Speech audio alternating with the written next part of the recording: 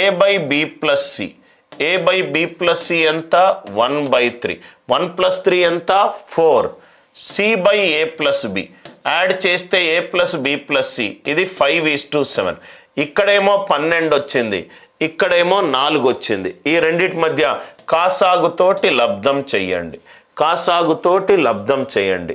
So కాసాగుతోటి లబ్ధం చేస్తే పైన కింద 3 తోటి లబ్ధం చేస్తున్నాను.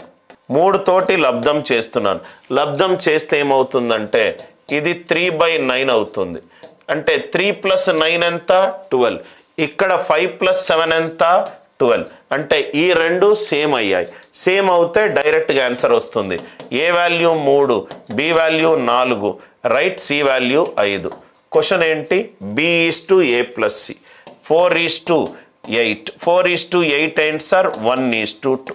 A3, B4, C7 divided by 7. 14/7 2. దీనికి అంత టైం కూడా ఇన్వెస్ట్ చేయాల్సిన అవసరం లేదు. A by B, B by C, C by A అంటే 2/3 3/4 4/2. మిడిల్ వాల్యూలో 3 ఉంది. అంటే ఆన్సర్ నాకు 3 తోటి మల్టిపుల్ కావాలి. 3 తోటి మల్టిపుల్ కావాలి. మిడిల్ వాల్యూ 3 అన్నీ ఉన్నాయి. మిడిల్ వాల్యూ అన్నీ 3 ఉన్నాయి. ఇక్కడ 3 ఉంది. అంటే నేను ఇక్కడ కాసాగు చేసేటప్పుడు రైట్ అన్నీ 2/3 × 12 8. 3/4 × 12 ఇది 9. 4/2 × 12 ఇది 24. 8:9:24. 8:9:24. A/B ఏమో 5:7 అట. అంటే C/D ఏమవుతుంది? ఏ బదులు 5 పెట్టుకోమన్నాడు, బి బదులు 7 పెట్టుకోమన్నాడు. అంటే ఇది 10:21. C/D ఏమవుతుంది? 10:21. A × C by B × D.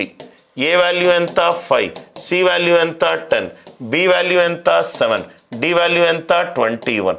కింద 7 ఉంది కాబట్టి డినామినేటర్లో 7 మల్టిపుల్ రావాలి. ఇది కాదు, ఇది కాదు.